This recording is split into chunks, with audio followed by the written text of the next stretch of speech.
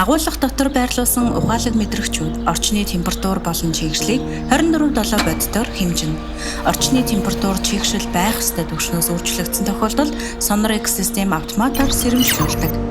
Ачааны хэсгийн температурыг бодит цагт хянаж тохиргооноос азаавар шууд анхааруулга өгнө.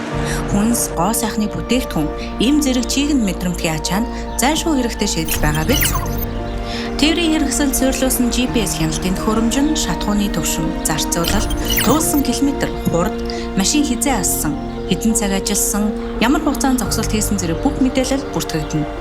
Тэрч бүхэл жолоочийн нүүрний хөдөлгөөн, нүдний байдал, толгойн хязгаалтыг камераар хянаж, зүүрмөглөж эхэлбэл систем автоматар таньж, дууд дохио болон анхааруулгыг өгнө.